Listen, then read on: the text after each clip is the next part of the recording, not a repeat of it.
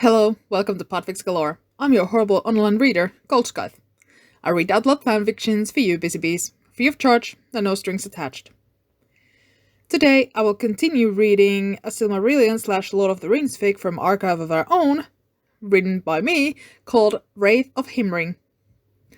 I hope you can at least try to enjoy my voice, and I will try my best for you with the equipment available to me. On with the show. The Wraith of Himring by Goldscythe. Chapter 4. The Hexed. It wasn't until winter when Makara tried to leave again. This time, he didn't turn back, and Linwen didn't fall behind. She talked quietly during the walk towards the rocky beach, not questioning why Makara avoided the Edain settlement between them and their destination. She seemed ready for anything, but the sight of the sea and the distant looming island fortress made her halt. Wasn't there supposed to be more land? She looked confused. He looked down for a while. It sank beneath the waves. This is one of the last remains of Beleriand. Himring, where I left my brother. It's an island! There's nothing but that building. It was more than that. Come on. The ice should be thick enough. What? He took the risk, and after a while he heard no other sounds than his footsteps, until he heard hers. The ice was silent and the wind calm. Kana! She suddenly sped up and grabbed his arm painfully. Up there! She looked up the ramparts and saw a figure in a cloak standing there, tall and imposing. He glanced at her, and when they tore their gaze from each other, the figure was gone. I'm scared, she admitted. What is this place? I can tell it's been battered by the foulest creatures, yet it still stands. It was a fortress, where my brother lived, where I lived after my home burned. If she knew what was going on, she didn't show it. She climbed after him, accepting his hand when the steps were too large. Everything was covered in ice. Nelia, I'm home, he said as he came to stand knee-deep in the snow-covered courtyard. I never liked the cold in here. He rarely admitted if it bothered him. No tracks. He's not alive, is he? Maklar just looked at her and then turned to head further into the keep. He had to stop at the side of the door he knew had Mydros behind it. Do you still not know who I am? He whispered. You are Kana, my husband. What you were in the past doesn't matter. It does. Nelio, I left him in there. He nodded towards the door. I don't know if I can go in there anymore. It's been a year. Over a year. She looked between him and the door. If he was just up there, he cannot be inside that fast. You said he's alone. Yes. He paused himself, going pale. He sought support from the wall and felt himself start to hyperventilate. His vision narrowed and he sank to his knees. He slipped back into Quenya as he began to wail. I left him. I was the only one he had left, and I left him. I thought I was so stupid. What if the storages, he must have remembered them and found them. He must have recovered. It's been so long. I was so selfish. He was starting to tear his hair with his gloved hands when he felt them being pried away with 2 hands, and he was pressed against the soft body once more. She caressed his hair soothingly, rocking them like she often did when he was upset. Shh, she hushed him, not understanding much. While she readily taught him her language, he only taught her what he called Sindarin, never really the other language, which he had guessed to be his native. There were familiar words here and there, but her only guess was that he felt guilty for leaving his brother. If there had been a head injury involved, he must have been in healing sleep.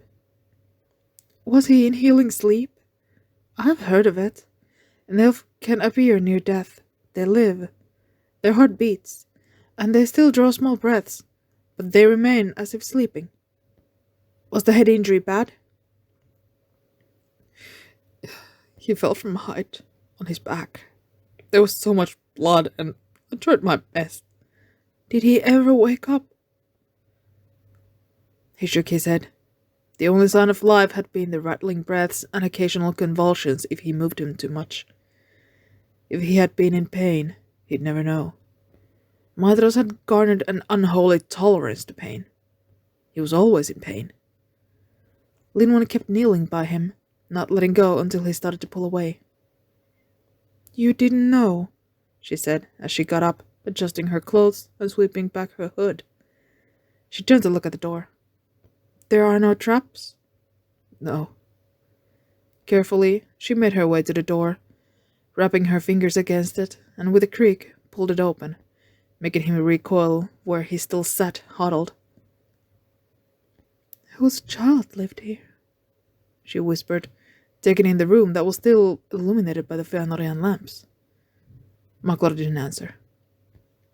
There are children's toys on the table here. And what are those glowing orbs? Fëanorian lanterns. My brother knew how to make them too. Nelio? She asked, glancing back at him.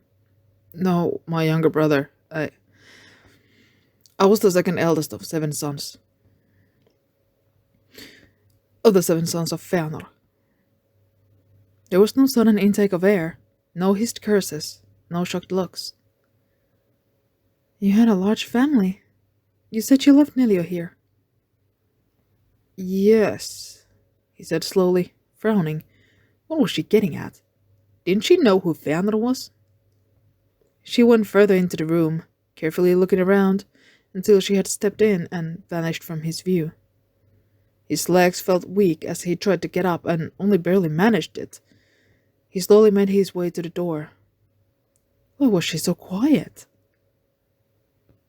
Once in the room, it hit him. A presence. A Fëa, partially loose from the Hra. He looked towards where he had laid his brother. Linwen was sitting by the bedside, breath misting in the cold air. Despite me following you, you should have come. Do you mean your brother still lives? He refuses to let go. I doubt either of us would be allowed to die. He's so scarred. And misses a hand.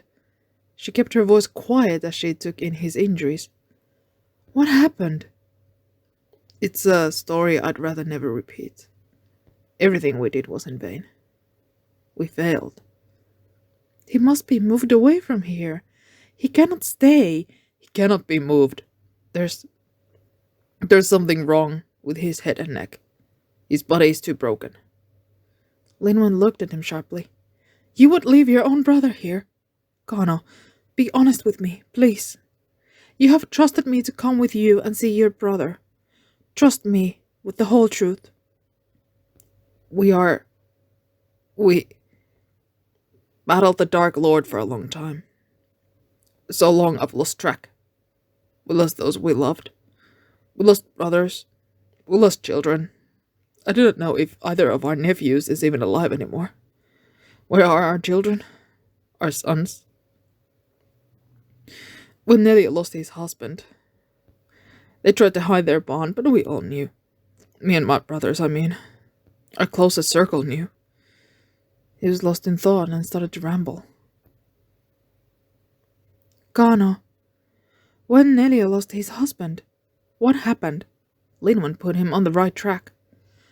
He broke. He was never the same again. Moringotta had taken away his amylese, at least in his mind.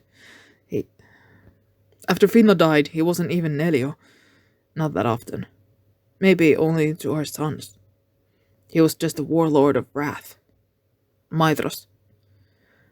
That's what most elves know him as. I haven't heard of that name before. Maglor was astonished, watching her turn away and take some rags, choosing the least dirty and taking some water from her canteen, wiping his face gently, as she had done with him. I haven't seen this hair color before. Not this bright. He must have been a sight when he was young. He didn't reply. There's just trudged to sit on the other side, taking his left hand in his. He turned it over to look at the burnt palm. Even if Maedhros ever woke up, he doubted that hand was of any use ever again. It had burned too deep. He had tried to heal it, but it never did. I tried to heal it, but nothing happened. I know his skull must have fractured. He hit the ledge so hard and from high. There was so much blood. When was it? Before Beleriand sank. Just before it.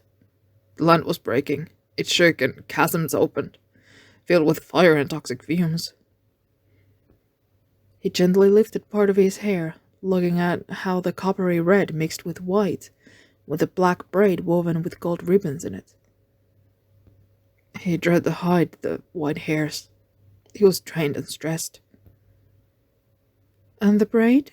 She asked, running a careful thumb over it. I cut it from his husband. What little remained still recognizable. He had been struck in the head with an axe. If it hadn't been for the ribbons, we wouldn't have found him. He remembered the look, the scream.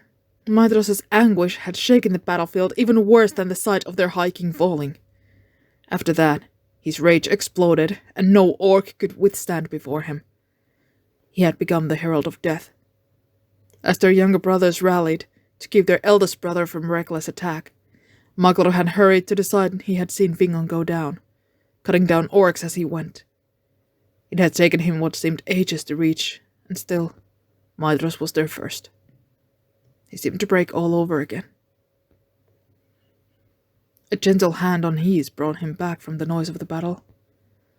Gano, I know I'm young, and our little group has stayed away from all the battles? Wars? But it's in the past. Yes, they leave scars, but they fade. Wounds close, and scars heal and fade, she said, looking first into his eyes, then towards Maedhros, looking at his scarred face. There's something over him. I don't know how to explain it. It's my song of power. I gave everything I had to save him, but it has been in vain. He's a husk. I can feel his fear. It's everywhere. He lives because what I sang has kept him from dying. I cannot undo it anymore. I cannot sing anymore. It has been my passion, ever since I was little. They said I never fell silent, rarely in my sleep either. I composed a lot, performed a lot. Then things went dark and I had to turn my songs to war, to violence. Instead of a harp, I had my blades. I healed and I killed. I don't understand how you do not know us. My family has brought a lot of agony into Arda. We have wandered through countless forests. We have stuck to Edan and been self-sufficient, self-governing, if you will. We do not know how to read or write. You are so cultured in our eyes because you can, and so many languages. Our father wasn't just a smith. He was a linguist too. He had creative frenzies. Sometimes us children suffered from it. Nelia was often the babysitter, being the eldest.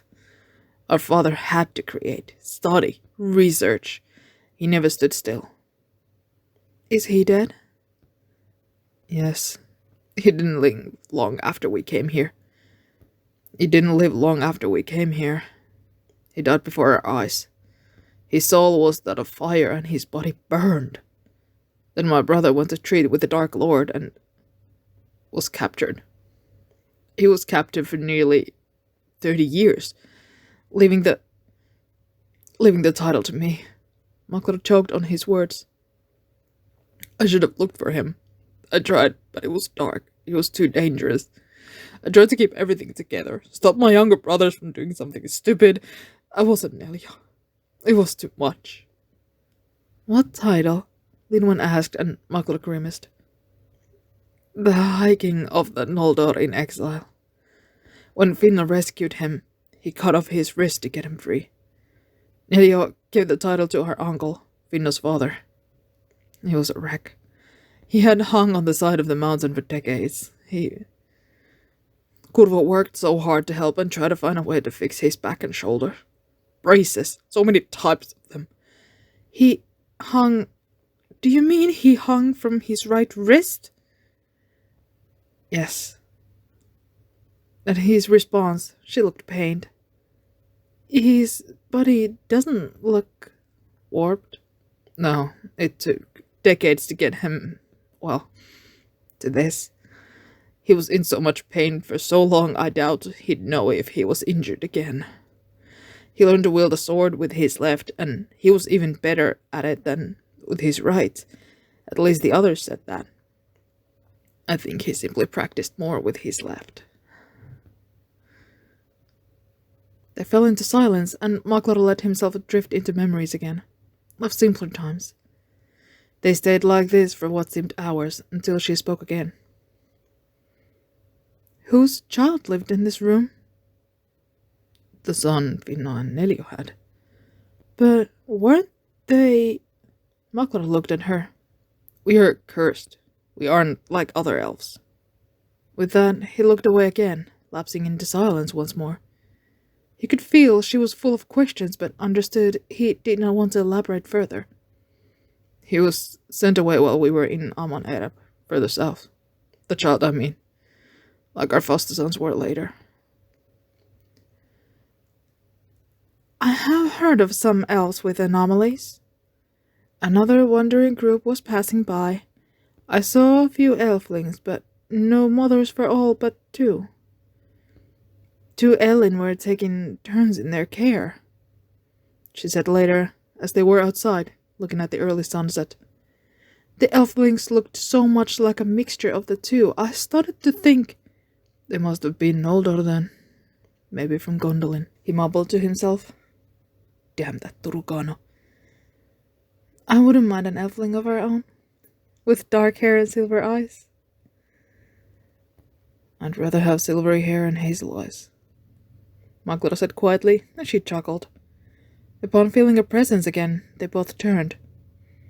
The cloaked figure went silently past them again, standing by the crumbling ramparts. Linwen's eyes were wide as she looked up, towards the tall, hooded figure.